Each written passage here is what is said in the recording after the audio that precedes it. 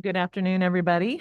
Today is Thursday, February 15th, 2024. I want to welcome everybody to our Charlottesville City School Board work session, budget work session. Madam Clerk, may I have you please call roll? Yes, Madam Chair. Mrs. Burns? Here. Mrs. Cooper? Here. Mrs. Dooley? Here. Mr. Morris? Yes. Mr. Meyer? Here. Mrs. Richardson? Here. Mrs. Torres? Yes, thank you. Thank you. All right, and may I have a motion, please, for approval of our proposed agenda? I move that we accept our proposed agenda. Second. Any questions or discussion? All in favor, please say yes. Yes. Yes. Any opposed? All right, great, thank you. So I will now turn it over to Dr. Gurley to introduce what we're about to discuss. All right, can you hear me? All right.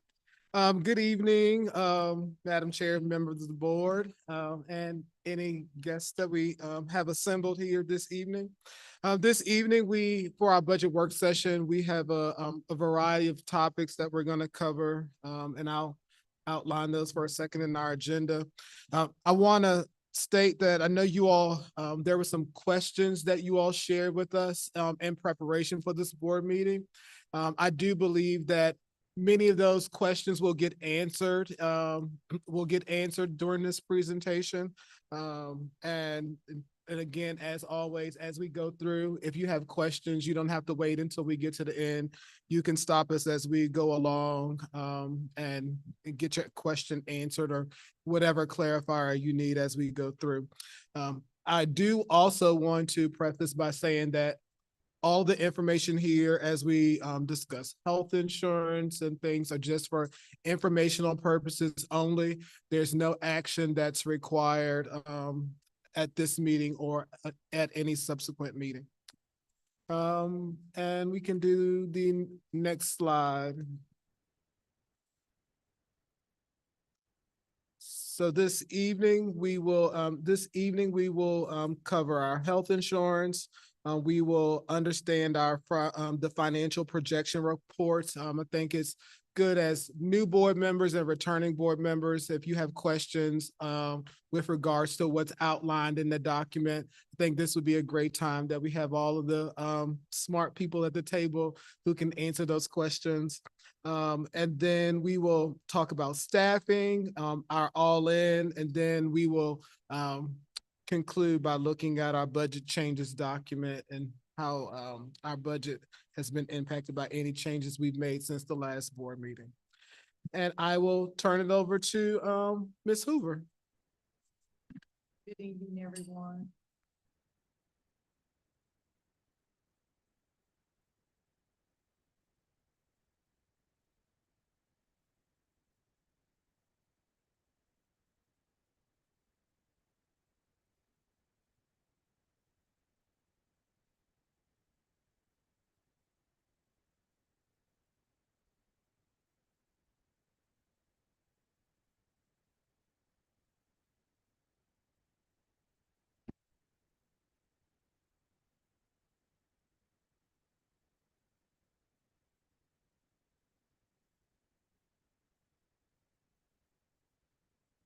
All right. Check. You want to just use that one? Yeah, let me do that. A licensed broker or consultant advises in all aspects of the plan and manages the competition for business. Insurance company is reference to a fully insured carrier. Reinsurance, better known as stop loss insurance, and it pays or reimburses for high claimant costs exceeding a specified dollar limit. Next slide. This slide goes over self-insurance versus fully insured. Self-insured employers assume the risk versus a fully insured insurance companies assume the risk for the employer. Self-insured controls the plan design versus the fully insured. We're subject to the plan designs offered by the insurance company. Insured employers pay for the actual employees and dependents' medical and pharmacy claims as they incur. Employers set the rates for employee and employer share and collects those amounts to cover the claims expenses. Employers pay what they use. Versus fully insured, employers pay premiums to the insurance company, and the insurance company keeps 100% of those premiums. Next slide. So Charlottesville City Schools health insurance is self-insured. Next slide. So let me go through the benefit roles. Pierce Benefit Group is our licensed broker consultant since January of 2020. Gray Hooker is our representative, and he's here tonight to speak with you also. They provide us benefit administration and consultation on our core benefits, which is health, dental, and vision. They provide employee enrollment, benefit counseling and education, and they keep us compliant with federal regulations. The Human Resources Coordinator assists employees and family members with benefits-related matters, answers employees' questions regarding interpretation of benefits, policies, and presents and explains benefits during employee onboarding. Next. A health insurance reserves. A best practices recommend reserves be kept at a minimum of 1 month to 3 months of claims cost. 1 month of claims cost for us in the month of September was $904,000, and 3 months of claims was $2.7 million, and that was from the period September through November of last year. Reserves allow bill claims to be paid when they exceed premiums collected for the year and without having to make any mid-year adjustments in our rates. If a self-health insurance plan is terminated, we must have the reserves to pay the incurred but not reported claims expenses. Next slide. Cost factors affecting the setting of a health insurance premium rates. Fixed costs are the administrator fees, the stop loss fees, and the licensed broker consultant fees. The costs we have no control over are the medical and pharmacy claims. And the expenses that we have control over is the plan design. Next slide. This slide is a summary of our self-health insurance fund since fiscal year 2019 to present. The row under fiscal years is the premiums collected and interest. We earn interest on the reserve funds. The next 2 rows are the claims expense, admin fees, stop loss, and other. And you may ask, what is other? And other is PCORI, which stands for Patient Centered Outcomes Research Institute fee. And that is related to the Affordable Care Act, in which we have to pay annually, and the consultant's fee. These rows are totaled for the total expenses and highlighted in yellow there. The premium over and under expenses is a subtraction of the premiums from the total expenses. The red means that expenses were more than the premiums, and black means that the premiums were more than the expenses. The last row is the reserves that we had at the end of those fiscal years. To provide you a little insight in what happened in each one of these fiscal years to create the over and under that you're seeing in red or black. In fiscal year 2019, there was no change in our premium rates from FY 2018. Thus, we dipped into our reserves, and the amount of our reserves in that fiscal year was a month and a half of our claims costs. In fiscal year 2020, we had the COVID shutdown in March of 20, and elective procedures were postponed until June of 2020. And so thus we were able to add to our reserves that fiscal year. In fiscal year 2021, we had a quasi year of COVID and returning to normal medical procedures. And again, we were able to add to the reserves. So in FY 22, we held the rates the same as FY 21 in order to get back to our employees.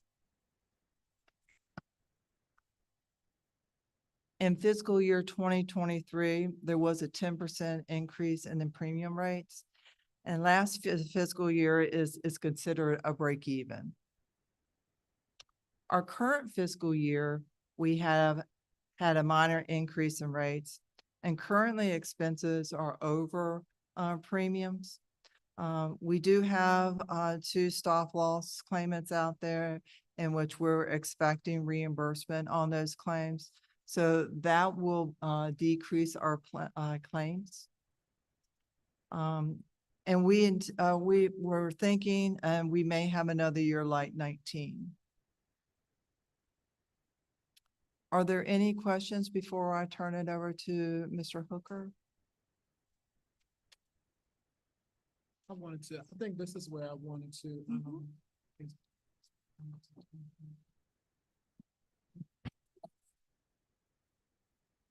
Turn that one off. All right, and so I think what's important to point out, I mean, for me, I think the last few years going through this process, education experience for me, as I learn about the premiums and being self-insured, and this process is totally on us. We collect premiums, and then whatever those claims are, we pay those claims from those premiums, and then when we are exceeding what we've collected, we get it from the reserve. And so I know a lot of things brought upon this conversation as we were building the budget, and we were seeing a number that was projected to be about $901,000. And so just for new board members, and it may be a refresher for our returning board members, that if you remember last year, we presented you all with a number in our budget. And then what happens is, what happened last year is you approved that number in February. And so where I'm going with this is that this is a process that usually takes us through the month of March. So we're having this conversation a little sooner. Than we don't have all the data that we normally would be working at when we're sitting around the table for this process. So last year we brought your number, we approved the budget. And then what happens shortly after that is we take that number and we work with Pierce Group, and we say, this is the amount that has been presented to the school board and approved in our budget. And then what Pierce Group does is they provide us with our renewal rates. And last year around this time, or in the month of March, what we learned is that number was not it wasn't the ideal number that we wanted. So we know that we had to do something different in order to, one, make that work for our budget, but also make that work for our employees, because our employees are important to us. So to address that renewal quote last year, there are 2 things, if you remember a couple slides back, that Ms. Hoover said that we can control. Those are those fixed costs. And so those fixed costs are the administrative fees, and then the stop loss, and of course the brokerage fees. So we knew that what we did was, is there a way with either the administrator fees or the stop loss that we can address that high renewal that we got last year? So we knew at that time we wanted to stay with our administrator, and that was Aetna. And so we said, can you shop out for us our stop loss? And so that's what Pierce did last school year for us. They shopped that out for us. They got that, they got some quotes for us. They got that cost down. And so subsequently, it brought down the amount that we were asking for. Because if you remember, we put a number in the budget, but we came back later in the, what month was that? In June of last year. We came back to you all and said, we got the insurance number down, so we amended our budget. So this process, I'm saying all that to say that this is a process, and there's a lot of behind the scenes work that happens to get that number where it needs to be for our employees and for the school division to make that work with inside our budget. So I just wanted to take this moment to say this is kind of the process that we've been doing, and that's why it's so important that we have that relationship with our broker, continue to shop and do the work so that we can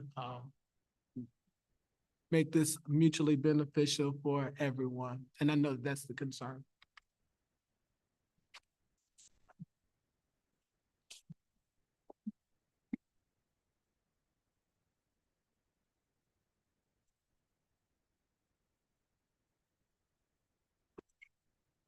Sorry, just a question about and not getting into rates or premiums or anything like that, but looking at that reserve amount there, if at least for 2023, it looks like we had 4 months, 5 months. And I guess what the number that you were giving us recently, I think was an increase of 400,000 or something like that for, again, the upcoming fiscal year. And not, again, understanding that we don't know our expenses yet for this fiscal year, but where was that going to take you to think a reserve level My for at the end of estimation, FY25? Sorry. It's on. my estimation is that number may be between 500 to $1 million that we're going to have to dip into our reserves. And so therefore, that's going to take it down to 2.6 or about 2.6. And just for reference, Ms. Hoover, thank you first for the historical information. I think that's helpful, especially as a new board member, understanding where you were and where we're at right now. So I appreciate the work done there. Can you tell me from 2019 through current, have we been with Aetna that entire time? Yes. Okay, Yes. thank you. We've been with Aetna probably 10 plus years. We've gone through a couple mergers. When I started with the organization, we were with Coventry, and then Coventry was bought out, and I'm not sure if there was another merger since then, but I appreciate that. That truly shows we are comparing apples to apples here. And so I appreciate that. Yeah. Colleagues,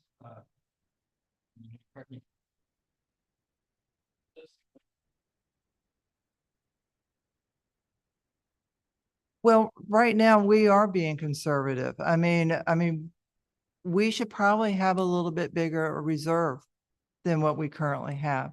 But we understand the years at COVID when people didn't get a salary increase in FY21, we didn't want to go up on health insurance. And so that's the reason we dipped into our reserves, is because we knew the employees weren't getting a raise. So, well, I mean, ideally you break even is nailing it, but you do want to build up your reserves to account for a year like we may have this year.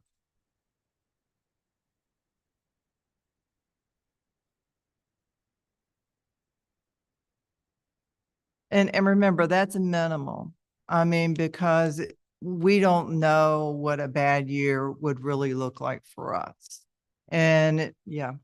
And I think what may also be important, you can keep the mic. I think what may also be helpful for Mr. Meyer is to that same exercise like you took me through in terms of like when because we are self-insured, you have to have money in the bank. And so if the claims ever get higher than what you have in the self-reserve, in your reserve, then there are consequences for that, correct? What is our stop loss limit liability? Our stop loss is 175,000. Thank you.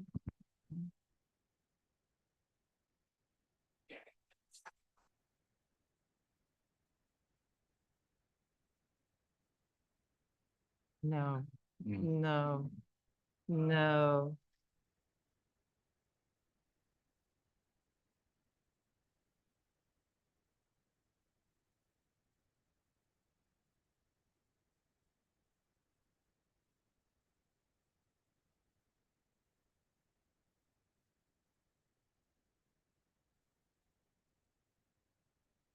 The next slide, please.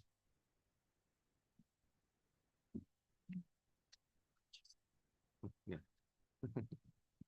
So my name is Gray Hooker. I'm the Vice President of Consulting for Pierce Group Benefits. I have been managing self-funded healthcare plans now for 31 years, ever since I got out of college. I've worked in various capacities, including being a CEO of a firm, benefits firm, for over 25 years. And so I am the lead consultant, although we have a secondary second chair, if you will, that also works this group. You have a dedicated account executive as well that handles all of the day-to-day operations of your benefits. But primarily, I work with Ms. Hoover and Dr. Gurley and Ms. Lewis very carefully throughout the year. As I tell my staff all the time, that when you're managing benefits in the public sector, in Pierce Group, who's been around for 50 years, we only handle public sector groups. Just to give you a little idea of we are only in Virginia, North Carolina, and South Carolina, but we enroll approximately 250,000 public sector employee lives every year. We work with 85 of the 115 school systems in North Carolina. And so, for lack of a better phrase, this is what we do.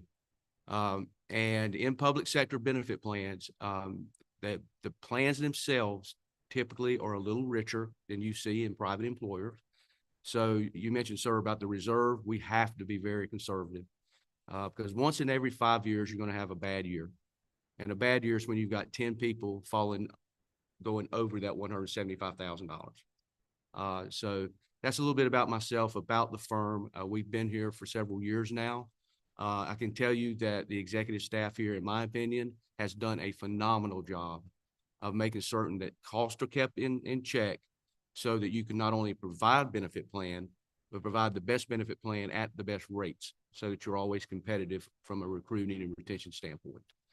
I was asked to present on 3 slides, basically not to be redundant, but just to go over the claims information and some financial information. This slide is always helpful because what we do with all of our clients is we meet quarterly and we give benchmarks on how your group is doing versus your peers. One good thing about us managing so many public sector groups, we do city, county government, and schools. That's it. And we have many, many clients here in Virginia, probably close to 30 school divisions, is we have a lot of data. And today's healthcare is all about data. That's what drives everything. So these pie charts represent the fractions or percentages of different types of services that your plan has used over the last 3 years. You will see 2021, 21, 22, 22, 22, 23. It breaks out inpatient services, ambulatory facilities, which are any outpatient surgeries, any outpatient treatments, physician visits, and pharmacy. And I'd like to tell you that pharmacy right now is the leading driver of healthcare cost. Currently, medical trend is actually fallen now. Last year, it was running 11.5%. That's the inflation rate. It's down to about 9.2%. But pharmacy is still well into double digits at 12% because of a lot of specialty drugs that are on the market now. Those are the ones that you see on commercial every night when you're trying to eat dinner. Patients ask for them by name. And infusion therapies, things of that nature. So we always, when we're managing a plan of this size, we're going to have a few of those. If you look at the last fiscal year, 22-23, the inpatient is 9% of your total claims. So it tells us a couple of things. You'll see the benchmark is 20% or less, so you're performing very well there. So I always get arguments from providers that if you're going to the doctor a lot, you're getting outpatient services, it's keeping you out of the hospital. I don't necessarily buy that, because what we see is that you have a lot of frequency of the other type of services being used.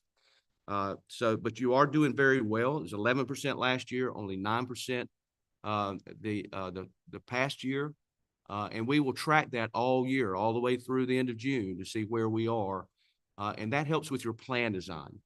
Are we making it too easy to use the plan? So ambulatory services, this past year, we're at 32%, so about a third of your claims. We're still seeing a little bit of hangover, but it's almost over from COVID, where a lot of procedures were delayed or canceled. And so really in the 21-22 year, we saw a surge in outpatient surgeries, knee replacements, shoulder replacements being conducted. That's starting to wane off. So I'm very, very hopeful and optimistic that we will start to see some of those claims dissipate over the next 18 months. A third of your claims were physician visits. That's not necessarily a bad thing. That is the least expensive of services that can be provided. And your pharmacy claims ticked up from 23% in 21-22 to 26%.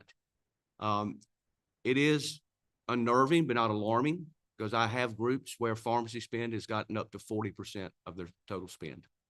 The next solutions that are coming to bear, and this is another reason reserves need to really be conservative, is that gene therapy solutions. There are over 30 gene therapy drugs coming to market in the next 5 years. The average cost of a gene therapy treatment is $1.5 million. And the least expensive one that's going to hit the market is $750,000. But they are miracle treatments. And so we're going to start to see some of those claims come through.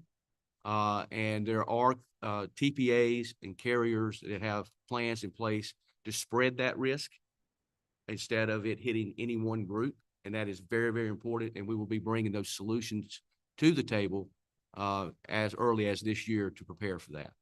Okay. The next slide, please. This shows actually what your expense data is. I'm not going to go through all of them line by line, but the columns that we track on a monthly basis for your group and report on a quarterly basis, we look at your number of subscribers, that's employees, the number of members are the employees plus dependents. We track very carefully if that is rising or dropping. Either one can be alarming. You've stayed pretty steady over the last 3 years in your enrollment. You'll have the medical claims paid, which are totaling there around, for last fiscal year, about $2.3 million. Then you have stop loss reimbursements, and this is a very important column. You had over $900,000 in the last fiscal year paid out in stop loss reimbursements. Those are folks that went over $175,000. Okay, that's where we get into the nitty gritty with the stop loss carriers, because your current carriers are always wanting to get their money back. And so last year we adopted a brand new program within our parent company called the Stop Loss Underwriting Coalition that opened our stop loss opportunities up to over 20 preferred stop loss carriers. Very important. And last year when we finished, and Dr. Gurley spoke of us coming in March, it saved $700,000 from what you paid the year before in stop loss premium. So having that competition, and that's being done every year, folks, from now on, because you had the same stop loss carrier for over 10 years. So that's where that savings came in. But the reimbursements are important. I will disclose that when we printed this about a month ago, the RX rebates that you received were not that big, about $65,000. We have realized that some more have been reported in the last few weeks. Not going to move the needle on the overall loss ratio of the plan year, but there are some more that we have reported since then.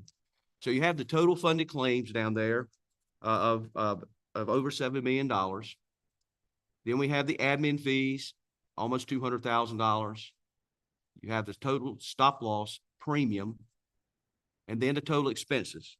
So last year, when Ms. Hoover said, hey, we broke even, you had $9.4 million in expenses, and you had $9.4 million in premiums collected. So in an ideal world, we'd like it to be better, but a break-even year in the healthcare environment that we've just been in for the last 3 years is phenomenally successful. That I felt like was a good outcome. Next slide, please. These are your claims and expenses through December, which is the latest data that we have for your group so far this year. So from July 1st through the end of December, you'll see we do have a few more members, a few more employees. You started the year with 627. Now we have 701.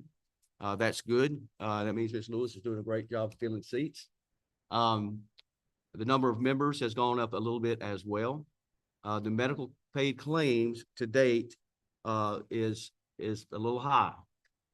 Pharmacy claims are already over $1 million at almost 1.2 million.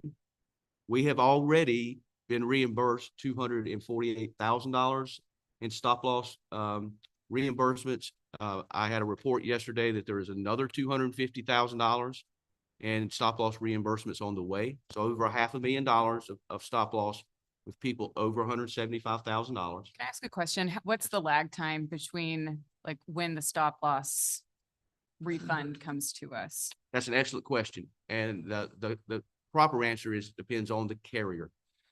There are some stop loss carriers that will only do it quarterly, or some that want to do it twice a year. Your current stop loss carrier cuts those checks as soon as the claim is adjudicated. So as soon as someone goes over 75,000, they don't wait until all of those claims have been exhausted on that individual. So they have reimbursed $250,000 on 2 individuals. Those same 2 individuals, there are $250,000 additional funds that are being processed now.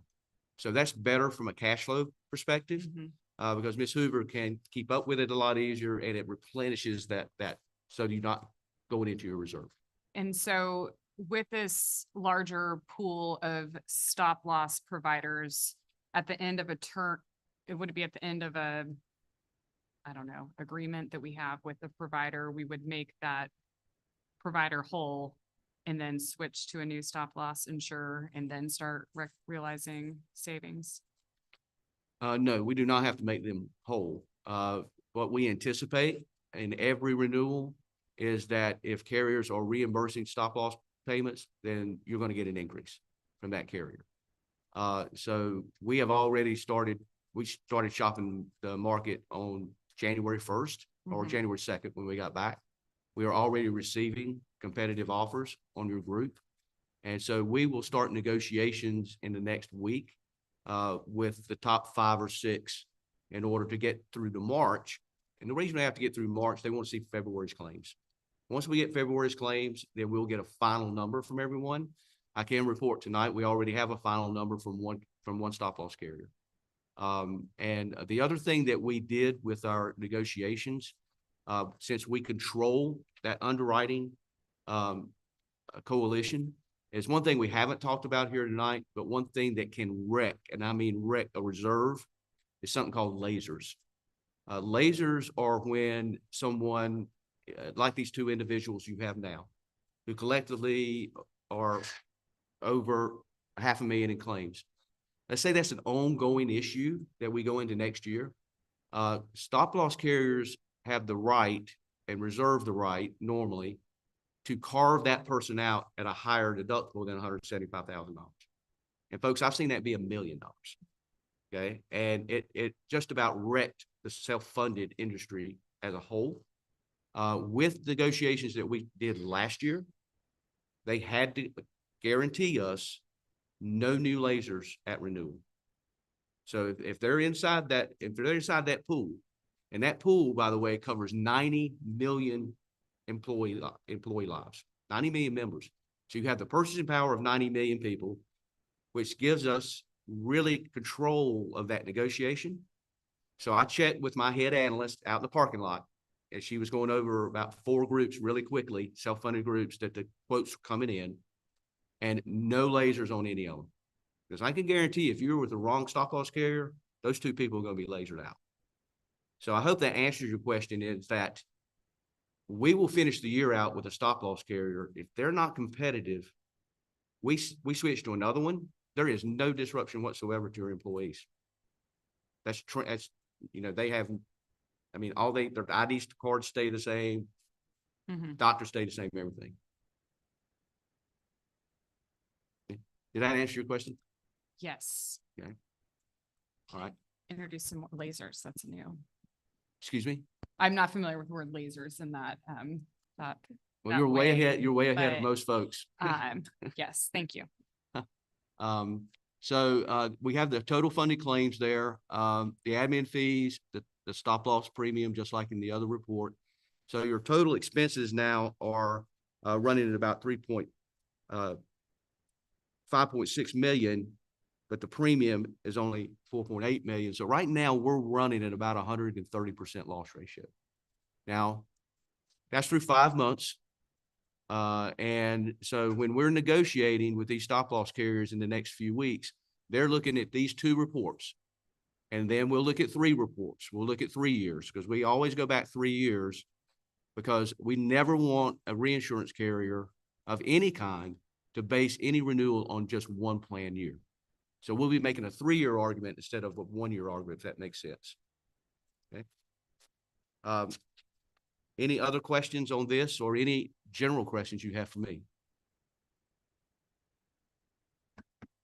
Just a quick question. I know we are very mindful of what we're offering our employees, and I appreciate the work that goes into that. For a rich benefit offering, I wonder, do we have specific riders for some of those bigger claims like bariatric surgeries or GLP-1 receptors, things like that, that are those high dollar pharmacy claims that some companies don't offer? Are we offering those, or? We are. We're We are. exhausting anything that's available, and offering those. We have outside services. In a perfect world, we'd be able to carve out your pharmacy and manage that separately. And we do that for some self-funded groups who, or what I call independently self-funded. They have a TPA that's not also an insurance company. Right now, the insurance company you have is just your TPA. They won't allow us to carve out the pharmacy. And many won't. But to answer your question properly, yes, any and all programs that we do have for those higher costs, we are exhausting everything. And really, I would say, the next 5 years are going to be exciting. Every time you turn the TV on, and the reason I have a reason for it, I'm a geek. Okay. I'm a claims geek. It's exciting. and- That's a and word. an Yep, analyst. that's the word. I am. I readily admit it. But artificial intelligence is really going to change healthcare, I think, more than any other industry. Providers aren't going to have any place to hide as far as what they're charging for services. We are seeing very aggressive programs put together where the unit cost of healthcare is going to be reduced based on data. And that is a sea change from where we've been in the 30 years since I've been in the business. When I started in 1992, right out of college, thought I was smart, but I wasn't. There was not even any networks back then. You just use your doctor and that's it. And so we've come a long way, but the next 5 years, folks, is going to be very exciting for us geeks that do this for a living. And I really believe we'll start to see some change in healthcare across the country. Because if we don't, we cannot sustain another 8 years. The cost of healthcare has doubled, exactly doubled in the last 8 years alone. We can't sustain that for another 8. Thank you. Sorry, to understand that last point you made there, you're projecting that the inflation increase on healthcare will actually slow down significantly and or go negative. I do. I And do. so our healthcare bill, in 5 years, we could actually see that be the same and or less as of this coming year. I would not bet on less, but I would bet on stabilizing. I do. For the first time ever, providers are having to answer why procedures are so expensive. I live in Winston-Salem, and my wife and I were going down Business 421 by Baptist Hospital, if you've ever been by Winston-Salem. And I said, Janet, I said, I don't think I've ever been by this hospital in my adult life that there hadn't been a crane in the air. And because they're building another $200 million tower. And because the American people are spoiled. They want the $200 million towers. They want all the procedures, and they want it to be cheap or free. And we're coming to a crossroads where that's just not going to be the case. So I'm hoping, since the American people are spoiled, we have to have rich benefits, that artificial intelligence and being able to reduce the unit cost of healthcare is going to be the answer. And I do believe that will happen.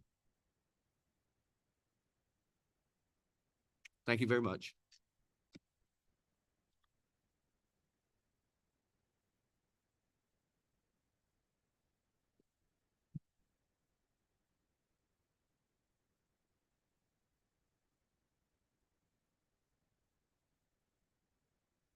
Healthcare before we move on. All right, well, we're gonna have no change of pace. All right, we're gonna go over our projection report for January. This report is prepared after the September 30th payroll runs, because this is our first month. Teachers are paid and provides a complete payroll for all full-time, part-time staff working for the division for the school year to project cost. The board receives this report in their November agenda packet through June. The report is a month behind because of how the month falls and the next school board meeting begins. If you open the link for January report, and yeah, if you could just zoom in, just so they can see the top columns. Yeah, there you go. There you go. Hopefully everyone can see that, or you can look it up on your own. The projection report is prepared from the general operating fund, and this is our primary fund, and it's the day-to-day instruction, operation, and maintenance for the school division. There is columns for the cost center, the budget holder that is in charge of this cost center, the budget column, the amount expended year to date, and the percentage expended year to date.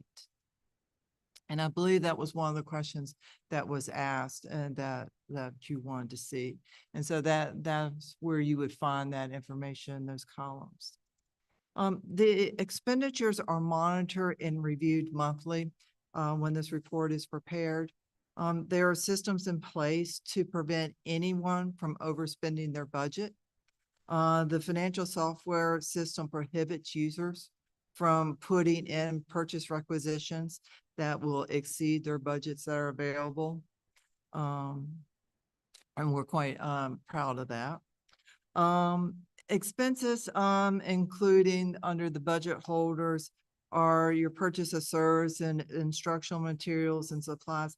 And we project that they're going to spend 100% of their expended budget for the fiscal year.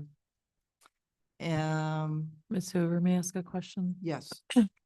So I'm looking back at the June 2023 spreadsheet that mirrors this. So, and so example of, say Buford, it's showing that they had spent 71.14%. So they had almost $23,000. So they spent that much. Yes. And if I remember, that report is probably through the end of May. That's being provided to you in your June packet. So that's the expenditures through the end of May. And so there is a big push in June on expenditures because, I mean, the schools aren't closed. They have put in requisitions for expenses that they know are not going to incur until June, and that's when those invoices come in. And even when we're closing our fiscal year, we're applying those invoices back to the period that the services were incurred. Another thing that happens that's really helpful is that the funds that aren't spent, there's always a list of things that are needed that are kind of just too big and you just can't pull them off, like vehicles for the schools. And that was a really helpful thing that the finance department did. They were able to place a car at each school. And this was something we planned for and discussed. We've been talking about it for a long time, but no school will spend that money on their own. But when we work together, we can help address those needs at year end. Did I answer your question, Ms. Torres? Okay. Positions are projected to be filled during the year unless a position was filled with a less than a one full-time equivalent for the year. And revenues are projected as to be received as budgeted. There is an analysis of the projection report for revenue and expenditures in May. One for the vacant positions that did not get filled during the year. Two for expenditures that were not encumbered. And three for the state revenues based on the March 31st ADM to determine the end of the year savings and monies that can be spent at the end of the year for such things as Ms. Powell alluded to for vehicles, for classroom supplies and equipment for the next year.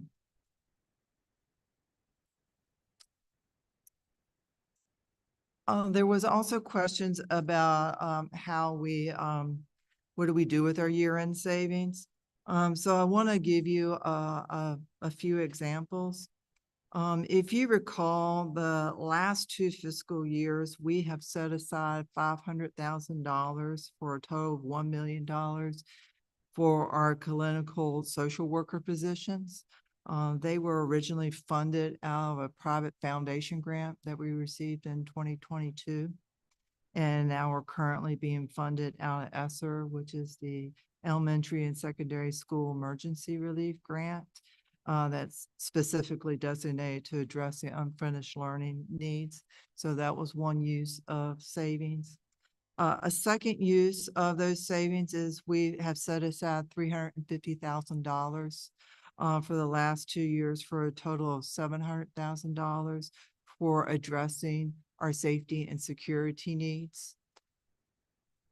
And then for this school year, there were some savings in the PrEP regional programs contract, better known as PrEP.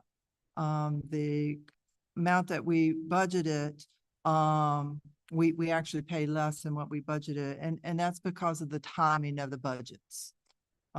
We had adopted our budget prior to PrEP. And those savings from that contract we used for an outside cleaning company to help with the custodial services. Is there any questions on the monthly financials? Okay. The other question was the next slide, yep. Addressing the use of our ESSER funds. This slide was presented in the December 7th school board meeting. And this is our ESSER funding that is remaining for this fiscal year that has to be expended by 9/30/2024. We have about $3.3 million left in our ESSER 3 grants. And we intend on drawing that money down this year for our student support specialists, our site-based substitutes, our elementary instructional assistants, and the social emotional counselors. And then what? And then what? Well, remember, we're reimbursing ourselves. So, yeah. So we anticipate using all of that 3.3 million. We anticipate drawing down all of that $3.3 million, yes. And then what about the rest? I mean, all of The it. rest of it, we've already drawn down. We've already drawn down the $170,000 for the HVAC system. The ESSER three, set aside funds, we will, probably draw down probably a good 90% of that because there's a plan for that. And remember, that is a specified grant.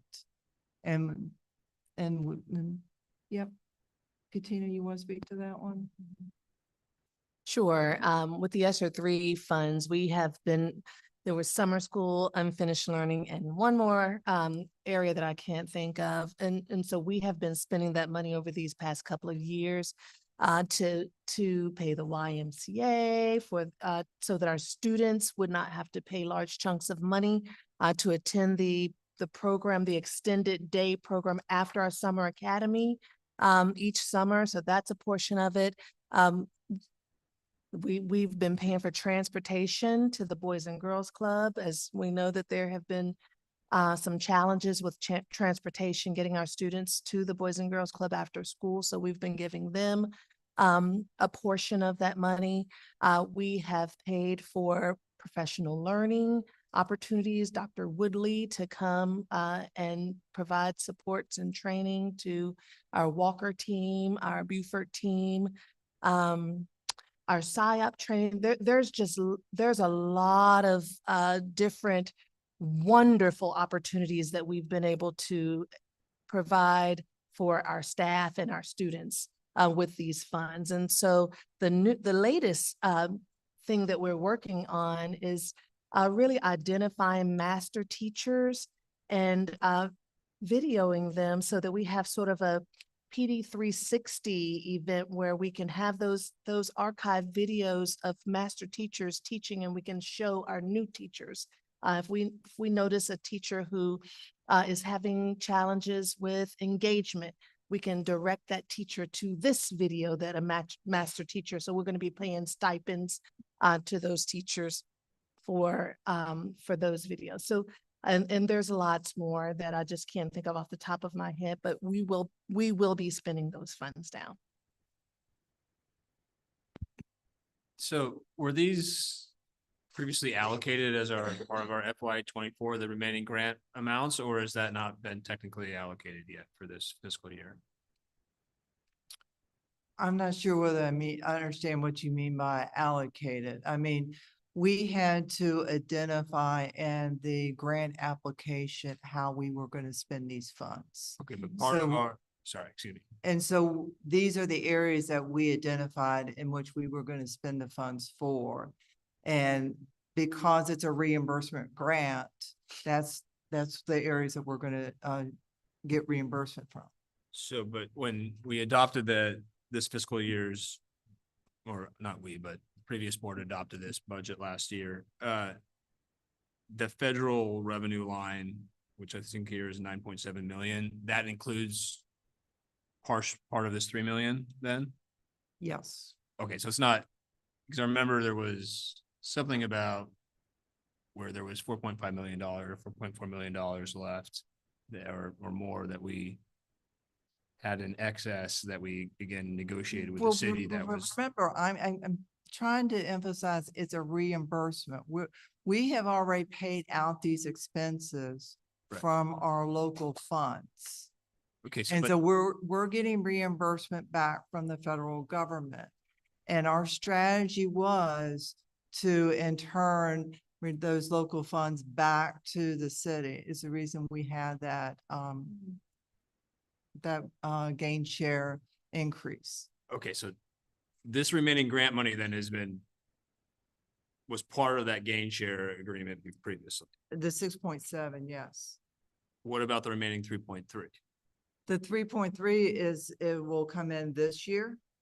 And it will go into our fiscal year settlement. And remember I mentioned the $350,000 that we set aside for safety and security. Well, we have a standing under guideline to continue that practice. We've also gotten in the amended state budget for this fiscal year, and we're looking at a decrease in our state sales tax, which that money may go towards to cover some of that. So it's all a blending pot when we get towards the end of the fiscal year. And to how much we will return to the city, if any. Well, I guess, yeah, I hope we're, not that we should be good partners with the city, but, that, right, we're making sure we're covering all of our expenses as well as possible, in addition to, again, setting aside, making sure our fund balance is the right amount, but I guess, yeah, I was just confused, sorry, where, how, if this was accounted for in the initial FY 24 federal, under the federal revenue, or it wasn't? It's accounted for, yes. I mean, we have it accounted for in our federal revenues under the special revenue fund.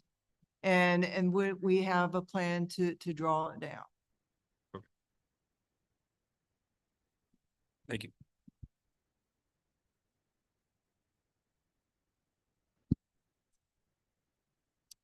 The next line, I will turn over to Katina. All right, thank you. So I know that you all had some questions about how we're doing with the all-in funds that we received. So I want to start by just providing some background information to ensure everybody understands the origins of the all-in funds. In September, in the fall, school divisions learned that they would be receiving funds from the VDOE as part of the All-in Virginia plan from Governor Youngkin and our state superintendent, Dr. Coons. Specific guidelines were provided regarding how the funds would be used. As you can see there, 70% must be used for tutoring, 20% must be used for supporting literacy, and 10% to combat chronic absenteeism. And we received $946,637 from the VDOE. And it's important to note that we were told that the funds could be used in 1 year or 2 years or 3 years. The school divisions could make that decision themselves on how they want to spend those funds. So we submitted a plan. All school divisions were required to submit a plan of how those funds would be expended, and we submitted our plan, and we had planned to spend all of those funds in 2 years. But it may turn out that we will use all 3 years, and we'll see. Let's see, here at Charlottesville, we named our plan the Better Together Boost Plan, or BTB, if you hear any staff members talking about that. Principals were tasked with submitting their plans outlining their anticipated tutoring needs and estimated budget requirements.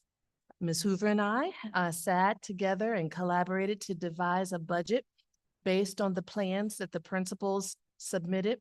We allocated amounts to each school according to their identified needs. And as you know, our schools have varying needs. So the allocations were tailored to those schools' needs. They were tailored accordingly. And that, of course, resulted in some schools being allocated more funds than other schools. And that's because we provide what students need. Everybody doesn't get the same thing. It's based on needs. Over the past several weeks, though, I would like to point out that we have made a few adjustments as we've started implementing these programs in our schools. Schools were instructed to go ahead and begin identifying students based on the criteria that was outlined in the playbook that I shared with you all back in October, maybe. And they started to do that. And initially there was a concern about there being so many students, we wouldn't be able to have enough tutors. We wouldn't be able to identify tutors for the students. So we decided to adjust the criteria. The VDOE had such a large range that they were saying we needed to consider for identifying students. So we decided to really focus on a specific subset of students we call the bubble students, right on the bubble. We want to make sure they are maintaining achievement, or if they were right below where a pass rate on the SOL, we wanted to get them across that line. So we were focusing on that area. And then if we got enough tutors to support additional students, then we could do that as well. Next slide, please. So here you will see where we are with our tutors. I know you had questions about what our numbers look like so far. So you see our tutors and our students there. Over to the right, Walker is leading the way with a high number of students that they've identified for tutoring, about just under 60 students for Walker. Jackson Via, you'll notice that Jackson Via doesn't have any students shown on this chart. I prepared this several days ago, but as of yesterday, Dr. Malone shared that he did have 20 students identified. He was waiting for the most current data, growth data. So he does have a few tutors identified, ready to do the work, and he has about 20 students that will begin receiving tutoring services at Jackson Via on March 1st. May I ask a question? Dr. Yes. Cody? So, this is the students enrolled who you are, or we are calling our bubble students. How many more students would be included on this that aren't considered bubble students? Well, I can tell you, if you notice, Buford's numbers are low there. There's many more. I can't give you a specific number, but there's several more at Buford, as we know, based on our data. When I talked to Mr. Jordan about his number, he has right now 12 students that are receiving tutoring. And he said that they've been having some trouble reaching parents. They don't want to keep kids after school without parent permission and parent knowledge. So our schools are still working on that part. So yes, there could be more students that are identified. So we have 12 students identified at Buford, but we have over 20 tutors. Ready and willing to do the work. Not being paid yet, but ready and willing to do the work once we identify more students. And that is his staff who raised their hand and said, I'm here, I will tutor, give me students. I guess my concern is, I mean, we're working and focusing on our targeting right now, our bubble students who are gonna, with this support, make the leap into a pass, ideally. But we have money and people, and we need to be reaching the students who aren't our bubble students, Who are not. who are not labeled bubble students. I mean, that's my opinion. Yeah. I mean, those students need it as well, more so. That is correct. It is correct. And so I'm not comfortable with this, and I understand that we have to come up with a plan, but I just need to voice that. And I wonder if I could, I think consistently we hear that we need parent engagement. And this is the opportunity where we do a blast of some sort to those parents, to all parents, an all call that this is what we're willing to do. And to get parents involved and to get the buy-in that we're doing the work. We have staff ready to go, ready to help our students to be successful into the next phase. And I agree with Ms. Torres. Could we expand? Could we expand who we're offering this to and not just our bubble students? And I think that we could. I think that's what I told principals, start with those students. And once you've exhausted that list, you've tried to get those kids in, please broaden that offer to other students. And when you see the numbers here, our programs just started. I think that's on the next slide, but they just got it started in January. We know that Jackson Vice starts in March, but we had several of our schools start in January, a couple started in February, and one more still to start in March. So we're in the beginning stages.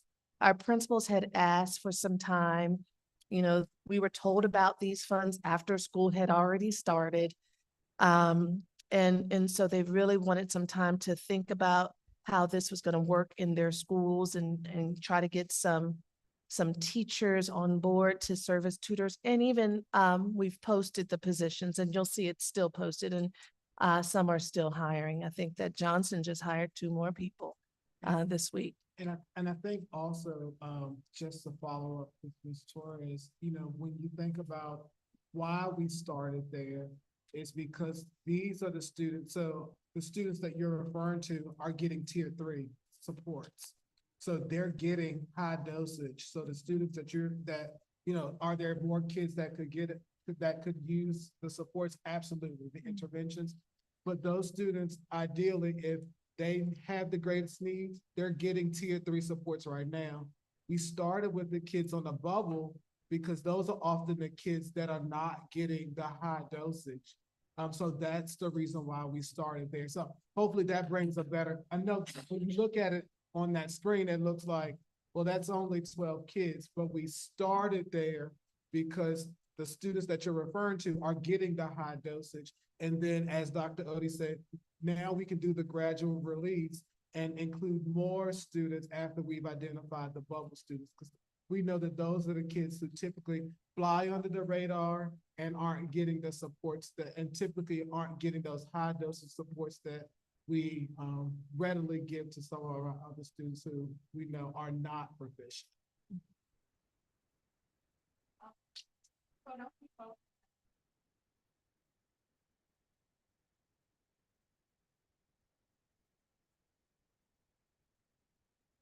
The all-in plan is for grades 3 through 8 that's a criteria from the Department of Education. So the high school is doing their own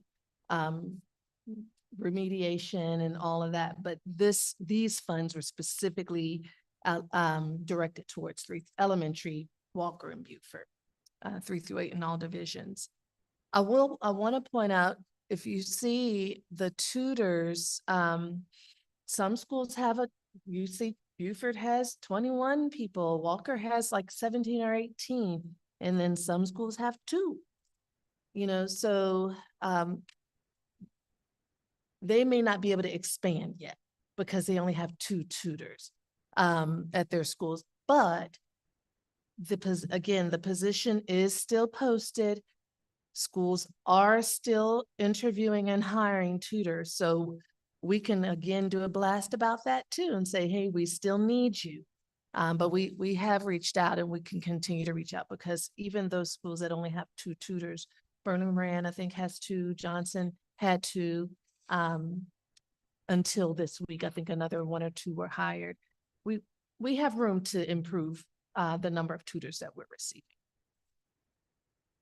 Okay. Oh, I'm sorry. Sorry, Yes. just I guess a technical question here. Do we need to appropriate this money, or is this again a reimbursement that we appropriate later?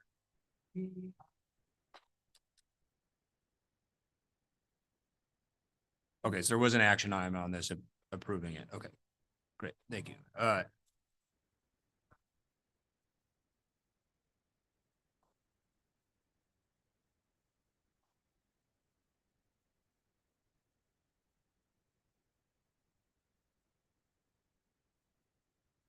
Dr. Odie, what was, you were hedging a little bit, or you indicated we might extend this out for a 3rd year. So what is that about, please?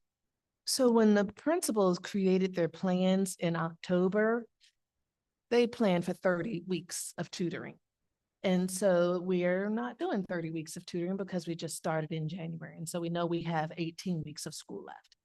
So we will have additional funds. We had planned to utilize the funds within 2 years, but because we didn't start until January, we'll have more time. And we have until, we have 3 years to use it. And that'll give us an opportunity to continue to enhance our programs and just get better at recruiting students, recruiting tutors, and providing this support. Are you overseeing this or the building principals? How are we making adjustments after testing at the end of this year to the program? Well, principals are sort of running their own programs. Some of them have identified a lead person, a quote unquote coordinator that's running it. But I also have coordinators that are supporting with math because there's a focus on math and literacy. But yes, I oversee it, but I'm not doing it alone. It's a team effort. And so, yeah, right now, as I mentioned a few moments ago, Dr. Malone was using the mid-year growth assessments to make his decisions. So we're going to continue to use data. We'll look at SOL data at the end of the year, the SOL growth assessments, MAP data. We want to use every piece of data to make sure that the students that need this support will get it. Now, I do want to remind you that in the playbook, the DOE had said students that got a 0 to 399 and then from 400 to 447, that's a lot of kids. Population. And so we would not have the tutors to support that large number of students because 447 is a solid pass, Right. right? And so that's one other reason we sort of truncated the criteria to start with, so we can meet those students' needs and then expand our supports. And so like, are the bubble the like 401 students or is it only the sub 400? We said 375 to 415. Okay. Mhm.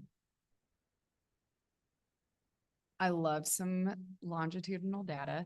So I don't know if like, as we're reviewing, the end of year metrics, I don't know when that happens, October. When do we normally see that? Like, it would be nice to see like student progress, some report on these students. So students who are participating in this program, did they move out of this bubble category? That like, are we really making room to open this up to other students?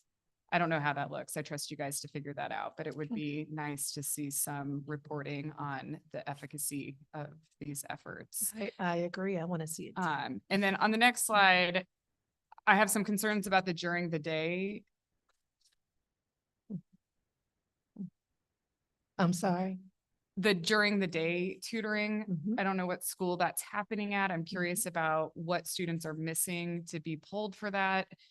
I assume that would be tutors that are not already employed by the division that are doing that work, so they're not double dipping. What does that look like? So before I answer that question, I want to clarify that we are in a good place with our tutors right now. We're in a good place. It seems like it. I mean, the number, like, that's wonderful The that two many. tutors matches the number that Burnley Moran. I mean, Right. it matches. Yeah, when you look at the students, I mean, that Yeah. ratio would be like one teacher to Mhm. 7 students, 8 students. Yeah. And again, we want to continue to grow our programs. Now, if you go to the next slide, I think that's where I just really wanted to focus again on when we started and we are using before and after. Buford is using before and after school tutoring. The other schools are using after school tutoring except for Greenbrier. Greenbrier is the only one that's using during the day tutoring. And I will say that the Department of Education wanted that option more than any. But our schools really most of the schools wanted to go with the after school and I said, go for it. Whatever you see is going to work for your school. They're really managing their program. So in talking with Greenbrier, Ms. Fricky had asked if she could extend the hours for her current interventionists. So no, they are not outside people. They are her current employees who are reallocating time. So the students, and I had the same question, Ms. Dooley, what are the kids missing? They're not missing content area because that's not part of the deal. They don't get to miss other content. They don't get to miss recess. They don't get to miss lunch. So I said, what are they missing? So what is happening is their tier 2 instruction that they may have been getting from the interventionist, teachers are able to provide tier 2 instruction. We want our teachers to be able to provide the tier 1 and tier 2. So those students are getting their tier 2 instruction in the classroom, and then they're getting this tutoring with that interventionist. So they've been creative in how to make it work at Greenbrier.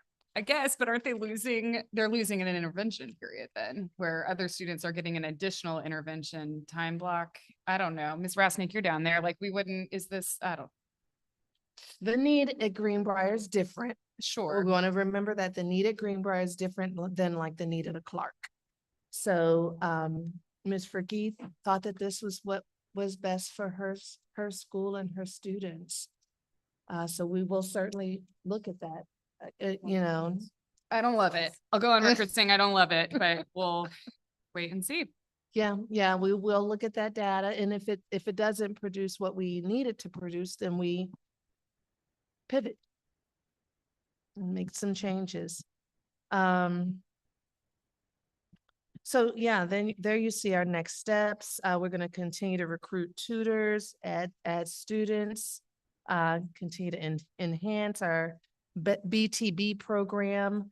Again, I mentioned earlier that we have 3 years to spend those funds. So we're going to continue this work. We appreciate the funds. It was a gift we did not expect. But I appreciate that our principals and our teachers have really come on board to figure this out and make this work for our students. Next slide. So the other part of the all-in funds, there's literacy and there's chronic absenteeism. So if literacy, I told you, was 20% allocation. And part of that, those funds is where our reading specialists are being paid a stipend for their work on the Virginia Literacy Act implementation. At this point, all of them, full and part-time, have attended the State Reading Institute and are completing the Canvas course that's being provided by the Virginia Literacy Partnership, or VLP. They've completed modules on science-based reading and evidence-based literacy instruction, data literacy, phonemic awareness, phonics fluency. They've been quite busy so that they can work to meet the needs of all of our students. We're also considering using some of the funds for a letters to facilitator, or some letters to facilitators in our division. Currently, our facilitators are only specialized in letters 1, and we know how much we love letters and want to make sure that we have this opportunity for our teachers. So as more and more of our teachers are completing the letters course, we're finding the need to grow our letters 2 cohort. Next slide, please. And to round us out here, the chronic absenteeism, we have 10% that we can use there. We have not utilized those funds yet. We have had some conversations about hiring attendance support positions. And so what we're going to do is roll that money over to next year and start that work. Any additional questions? Is there an opportunity to hire those folks prior to the start of the school year so that they're outreaching to families of our high-risk students over the summer, that we're prepping them into the school year, participating in some of these back-to-school events that we have throughout the community, doing the real community groundwork that I think that position was intended for, so that we can start the school year off strong and not catching these folks 3, 6, 9 months into the school year. Yeah. Just wonder if that's been considered or could. And so a part of the conversation that we are having is so that position works closely with our family engagement works closely with some of our SEL supports. So we want to be very thoughtful as we roll it out. I think what we focused a lot since we've had our reset at the high school is just on systems. You know, a lot of times, you know, people have great ideas and then they kind of just, you know, kind of go flat when you pull it out the oven because we've not given it, you know, the time to rise. And so one thing that Dr. Johnson is doing now is she's flushing that out in terms of how that can support Bianca Johnson. Great, thank you. Any other all-in questions before we shift gears? Just have an observation that, you know, I think in general, I like the program a lot, and I hope we're not trying to just spread it out to spend the money over 3 years, but it does sound like, again, we're trying to scale up, and I would hope that we would be spending it basically as quick as we can to a certain extent to get as much value as soon as possible for the students who need it. So. Yeah, it's not our plan to spread, it was not our plan to spread it out. It's just that we had a delayed start. And so we may spend it all in year 2. We'll see. Yeah, I mean, it truly was sprung upon us. And you know, the hardest part about all of it is getting the right people. Because most certainly we can spend it all. But you know, I think the plan was due. Well, originally we were told the plan would be due in October. We didn't get, I mean, in September, we didn't get the template till like October. We didn't get feedback until November. And then we still weren't sure about like, how's this reimbursement going to work? Did we pay? Did we get the money? So there was just a lot of uncertainty because initially we were told that it was all in 1 year, that all this had to happen in 1 year. And I think everyone was just everyone was on fire. So then the DOE came back and said, you can roll the money over, which makes us feel a little bit better. But yeah, I mean, it just requires a lot of work and then it's another program for someone to then manage. Thank you for that question. Any other all-in questions before we shift gears to staffing? All right. Ms. Lewis, Next slide. you have to use your middle school voice, Ms. Oh my Lewis. gosh, You have to use your middle school voice. it's been a while since I think. So there was a question raised about the specificity of what positions were vacant. There are 21 positions that are vacant. Summary list will start from elementary school and go down through I did it alphabetically through Walker School, and then there's one position that's at the division level. The ones that are highlighted in blue are positions that recently have been hired. The offer was extended in January or just this week. So if you go to the next slide.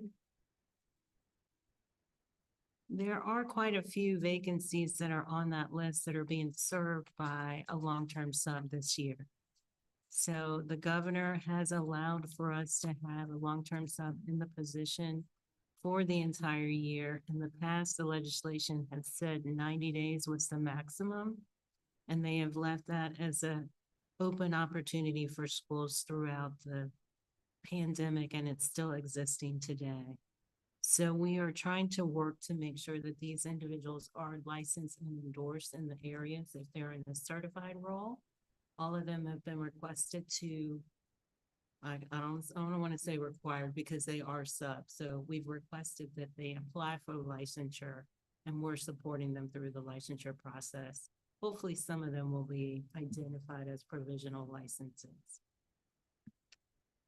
When you look at the total vacancy savings, I looked at the summary sheet of how much we set aside or allot for each position type, total those together, and then I minused out the amount that was served by a long-term sub because they're going to spend at least 3/4 of the money that has been allocated for a full-time position.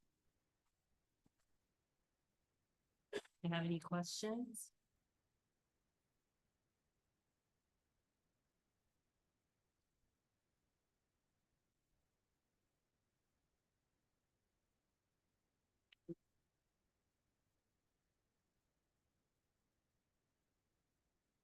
All right.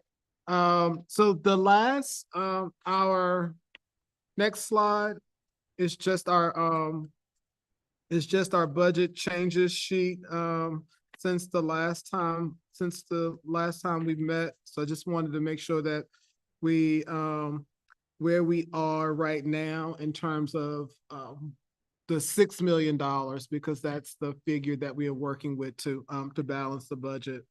And we've not had any changes. We've not had any changes since our last meeting, which was last week. Yeah, last week.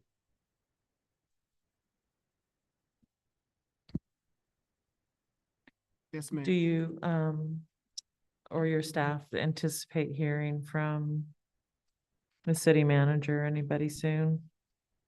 Have you, I mean, I just didn't know if there had been conversations in the last week at all. Mr. Sanders and I have a meeting tomorrow. So hopefully I will have a better understanding if we're still in the same place or if there's a light at the end of the tunnel.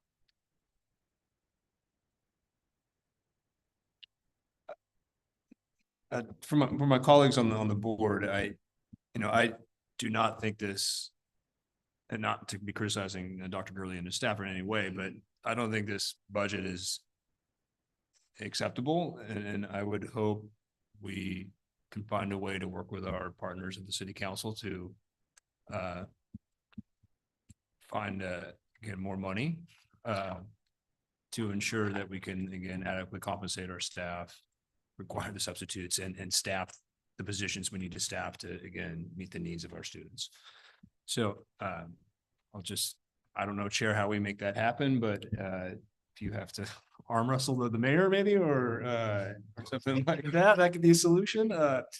Or I don't know, but I do think we need to see something bigger than the revenue share that we're getting from the city at this point.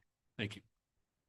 Yeah, I mean, I've had some just casual and quick conversations with the mayor. I know that he anticipated some meetings with the rest of the counselors, and I think as Dr. Gurley has indicated, that maybe by tomorrow we will have some type of feedback from the city.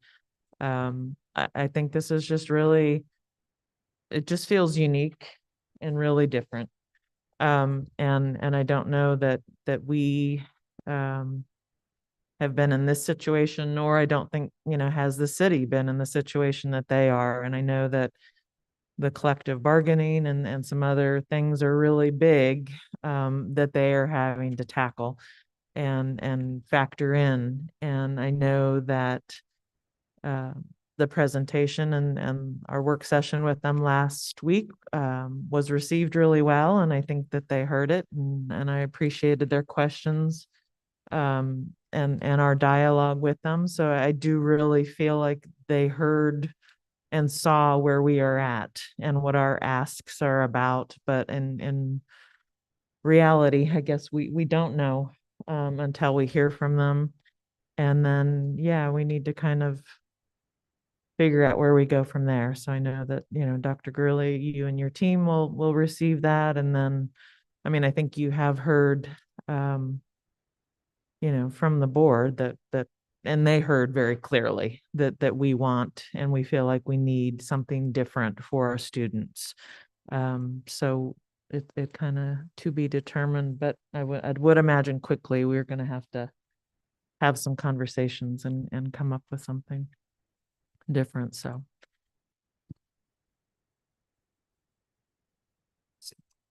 Chair, do you think it might be the case that our current plan for, I think, finalizing the budget and improving it might need to be delayed?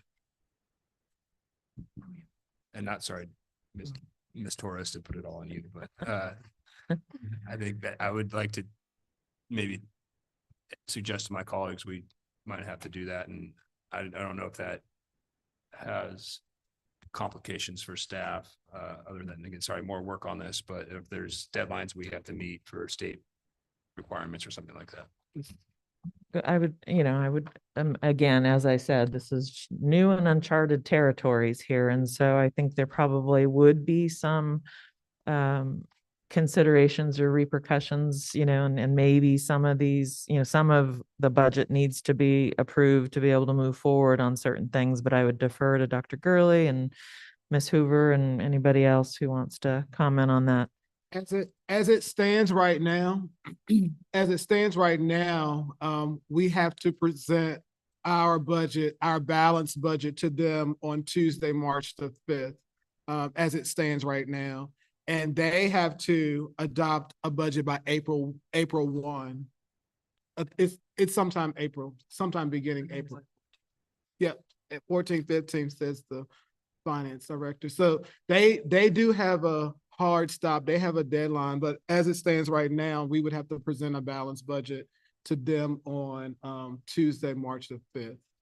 So, I think if you could work that in that timeline, then most certainly, it's about changing numbers and all of that on our end. I think the logistical piece is you would need to approve a budget by March the 5th. So that's like 2.5 weeks. So if I could just add, the school board will adopt the budget at their 22nd meeting. And this looks like it'll be the budget that we adopt. And once it gets presented to the city and the city has the good fortune of finding us an additional $3 million, then we will come back and we will amend our budget and add the $3 million with the equivalent of the expenditures that will match the revenues that we receive. What would happen if we didn't adopt budget? That's what I think my my question as colleagues well. are Yeah. indicating is that they're not comfortable. I'm not going to speak for everybody here, adopting this as is. So then what happens? I mean, what keeps us from adopting a budget with a different line item from the city? I mean, that hasn't been passed. Like, could we not pass not necessarily the original budget that you presented to us, but some variation thereof and present that at city council on March 5th. And then it's on, I would rather I am not interested in presenting our worst case scenario for fear that then gets into, I don't know. At some point, you're going to amend your budget. I At some understand that. point I mean, before June yes. 30th, I think yeah. you're going to amend the budget. I Mhm. mean, either we will amend this budget up for additional money from the city or additional money from the state. We will amend this budget. Mhm. And there's nothing wrong with amending the budget. I don't think it'd be good practice not to take an approved adopted budget to the city. So I guess to that end, But I think to- it's the adopted budget that we are asking for, Right, not right. here's Right. what we're giving you. No, That's where I don't what want we're Dr. asking Gurley for. to get up in front of Right. city council in a public setting and propose a budget that is this one. So taking a $9 million, so if we came back with a $9 million budget and then that budget went I before would the love the city. first one, but I understand that Mhm. some compromise I'll just is add it 3. necessary. I was just at 3. And I don't know. I think, I've never seen or heard that, but I That's the just first time think that for we would be everybody. setting ourselves up to amend the budget. if we're gonna do it either, right, I think if we're doing that either way, and I think this is where, again, I know we've talked about it, but really, having our teachers come and tell the story where they need the support, have families, again, tell their story where their children are receiving these supports, and we need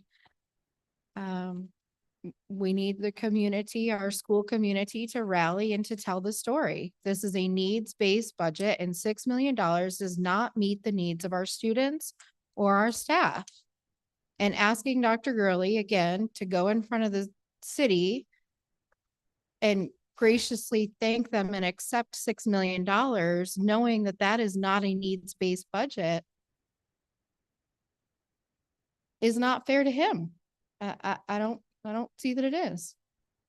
So So it's actually the school board's adopted budget that gets presented to council, and typically school board members present the majority of it. So I just wanted to point that out. Yep, there we go. Yeah, so there's a lot, yeah, just to get the correct visual here.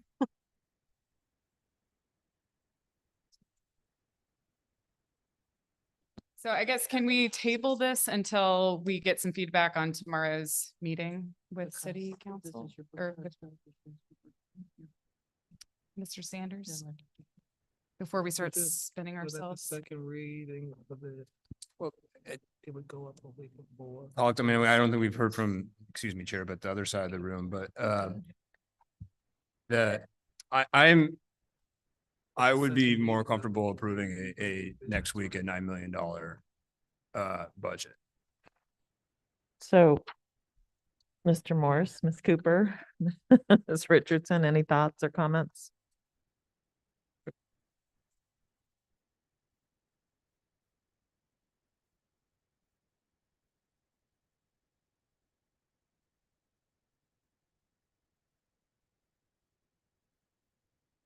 Yeah, I've spoken to some of the other board members as well, in terms of strategy to make sure that we get what we need for our students.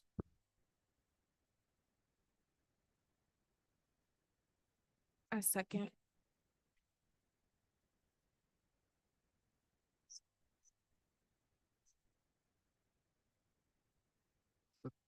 And it's for the 3 million? No, what was, Pardon me? I apologize, I was talking. So I think there is unanimous from board members that we would prefer to present, or I would prefer to present on behalf of Charlottesville City Schools with you, Dr. Gurley, and team, a budget that reflects, a higher amount, something similar that we presented to City Council last week. And we will, get word from them sometime tomorrow, I imagine, but I think that's the direction that we are all more comfortable in heading at this point. Now, whether or not you and your team, can look at other parts of our operating budget or in the next week or two and see if there are other tweaks that can be made, I don't know. And that's all up to you. I know you all work really, really hard at all of that and scrutinize those things, but I don't feel like anything that was presented to City Council last week was excessive or something that we don't need, that our students don't need. So. Chair, I mean, excuse me once again, but Dr. Gurley, I do think this is a political conversation between the city councilors and the school board and so, I do hope, and I'm sure the chair is going to be talking with the mayor, but that there's maybe some other 2-on-2 conversations that happen before next week, if need be, and that we can resolve this before. We have to amend a budget or make a budget that is not maybe what the city's expecting, but we will work it out in my mind. So, and those private or other conversations can be had, again, between now and again, the other public meetings we have.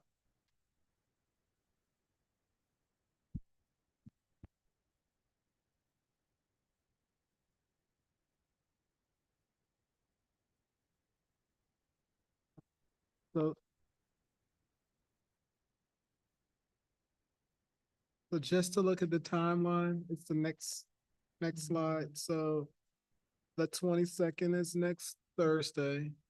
So our sidebar conversation that I got a little distracted, I apologize. We were having a conversation about we do public comment on the budget.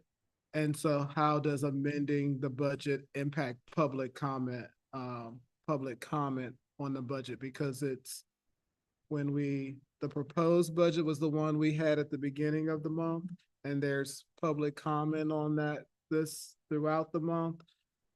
So I'll seek appropriate next steps because I don't know how amending up impacts, I don't know how amending up impacts that in any way, and it may not. Just want to make sure we get clarification on that before you all approve anything that wasn't what happened, what was the budget at the beginning of the month.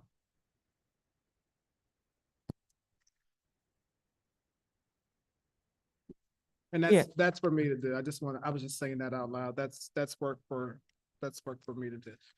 Yeah, and I'm not sure either, like I said, uncharted territories here, but I mean, when I think about the two budgets, and I know you guys have done a great job as far as, highlighting in yellow what was, and what's been removed and all of that. But when I look at that screen, what I see in my head is, you know, like the budget, a sheet, almost like side by side.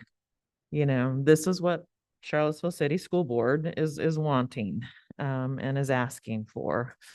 I don't know if we need to do that. I mean, I know, and there's no doubt in my mind that we're being transparent in what we need and want for our students. So, and I don't think anybody in the community is not going to support it.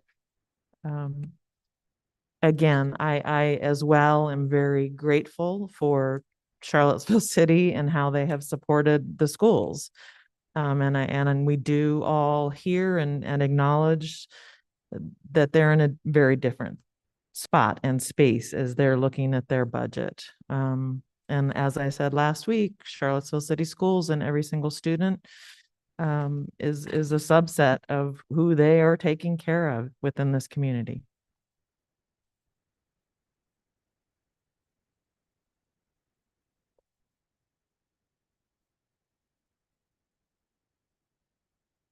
So we do have, and I don't know if there was anything else that you wanted to say, Dr. Gurley, or any of your staff, but we do have, our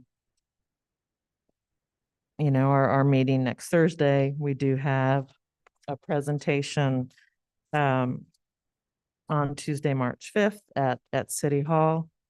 So just as a reminder, we are going to be moving into public comment here, comments from members of the community.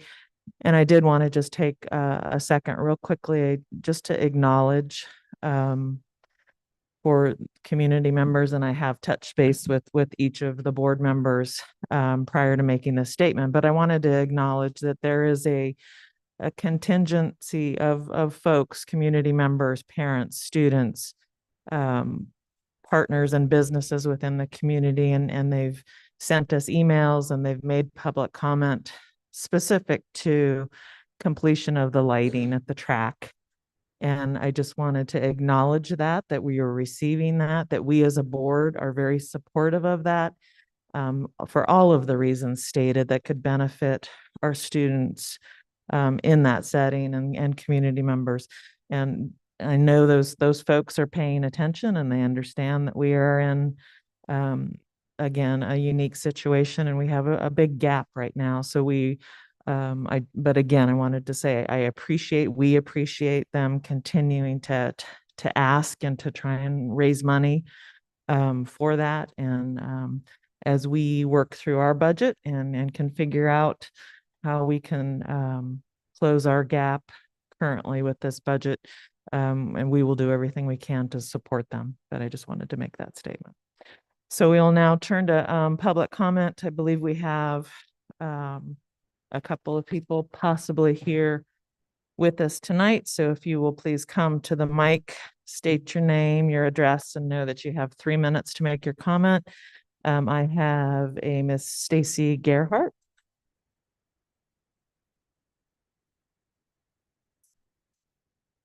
Good evening. My name is Stacy Gerhart. Our family lives at 708 Highland Avenue, and I'm the extremely proud parent of a kindergartner in the special ed program at Johnson Elementary.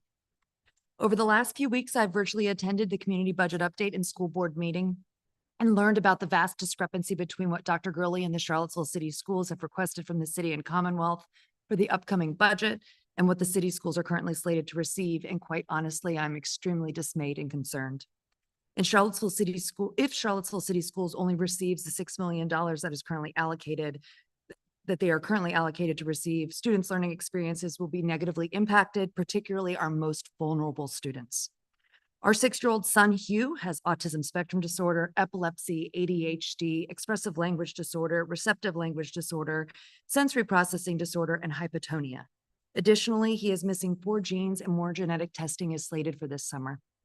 Hugh qualified for services with the city back in late fall of 2019 when he was not even 2.5 years of age. In his time with the city, he has attended Burnley Moran, Johnson, Venable, and again Johnson. It is startling to think that a neurodivergent toddler with documented differences was asked to start over and over again so that he could tend to school based on where there was an available classroom, where there was a teacher, where there was a specialized program, and then finally, when that program was disbanded, go back to his actual home district. Our son is a perfect example of what happens when resources dictate the education and not the best practices and proven research dictating the education. In addition to existing resource limitations, such as our son's journey, Charlottesville continues to grow in population, and there's no end in sight to that. The number of our English language learners in our schools is projected to continue to grow, and we welcome those students and families, but we must support them.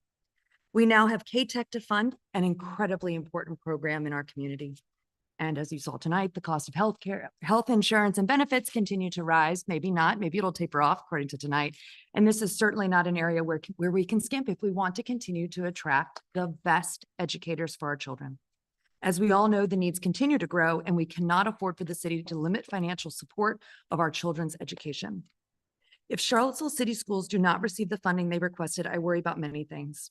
I worry that our most vulnerable children, our English language learners, our children in the special education programs, and our children from socioeconomically disadvantaged households will not receive an education equitable to their peers. I worry that they will struggle at a greater rate than others and will not be prepared for adulthood, where we dream for them to feel engaged with, valued by, and employed by their community. I worry that avoidable situations of undersupported faculty and staff, like what happened at Charlottesville High School last fall, will become too common when we do not give educators what they need. And of course, tremendous gratitude to Principal Leatherwood, Assistant Principal Bryant, Assistant Principal Butler, Assistant Principal Garland, Assistant Principal Webb Jordan, all of the dedicated educators and staff who reopened CHS and are giving our children their futures back through education, accountability, and unconditional love. All things every child deserves. We must fully fund our faculty and staff and not take shortcuts, or last November will be the warning sign that went unaddressed and ignored. To undercut our children's education is to shortchange our children's livelihoods. All of our children's futures have been entrusted to the Charlottesville City Schools, Charlottesville School Board, Charlottesville City, and Commonwealth in Virginia for their care. Please continue to support all of our students and continue to work with the city to fund Dr. Gurley's full upcoming budget. Thank you for your service to this community and your time tonight.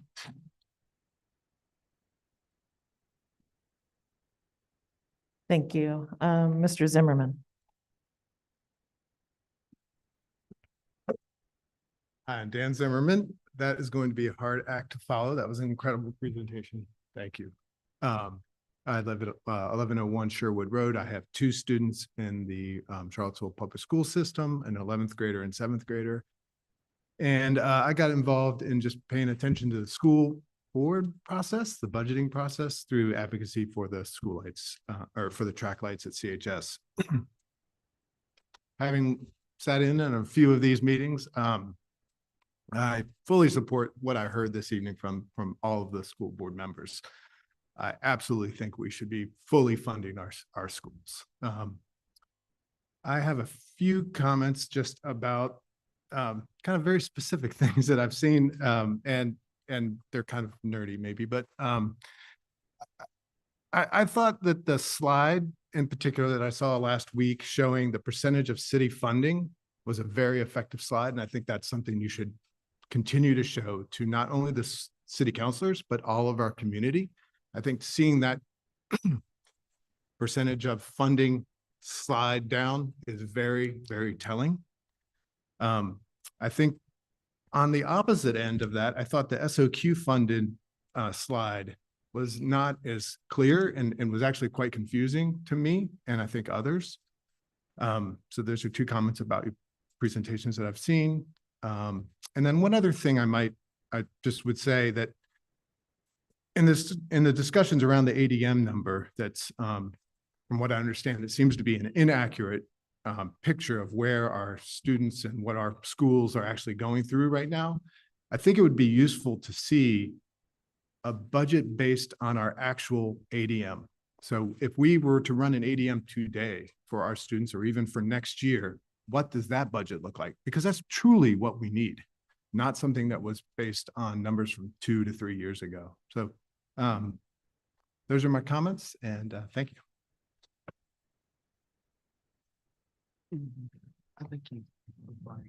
Is there anybody else in the room who would like to speak tonight? And if not, we will go online, and it looks like Mr. McCarthy, you've got your hand raised. You've got 3 minutes, sir. Hi, can y'all hear me? Yes. All right. Good evening, everyone. I just had a couple questions, actually, if I may. The first is, when is it best for us to appear to put pressure on City Council? Is it this March 5th meeting, if we want to put pressure on getting a larger budget approved? That's the first question. The second question is, there was a slide that was presented by Dr. Gurley at the joint budget meeting. And I think that last speaker was also referring to the slide that I'm curious about, where it talked about the different departments that the city allocated funds to. And it even compared it, I think, to statewide trends. And there were some departments that got more, like a 3% more, or 6% more, or in the case of the schools, it seems like that we got less than was a statewide trend. Did I misunderstand that, or did I understand that correctly? I'd really like to have some clarification about that slide. And then lastly, I would like again to advocate for a dedicated restorative justice specialist at Charlottesville High School, and that the person that is working and wearing several hats, that works in restorative justice for the whole district, if they can have a more robust budget for restorative justice, because I think that that will do so much to help the goals that we're trying to achieve in our schools. Thank you. Thank you, sir. Anybody else online there? So yeah, just quickly, and we don't typically answer questions, but I am just going to refer you to, it's called the Auditors of Public Accounts. So the APA 2022 Comparative Cost Report, and that's probably online and available for reference, but that's the slide that I think there was questions about.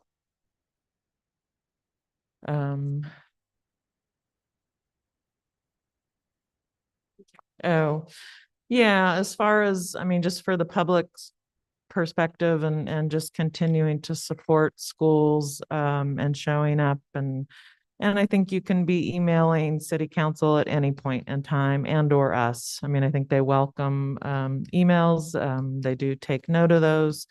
So they're talking now, but they are getting ready to dig into their individualized work sessions that go through different parts of their funding over the next month, I would imagine.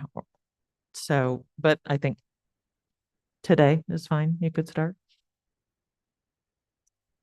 And I think unless my fellow board members have any questions or comments, it looks like we are all done with public comment. We appreciate the presentation and the information from everybody, and everything that you all do to show up for our students. So thank you, and I will adjourn the meeting.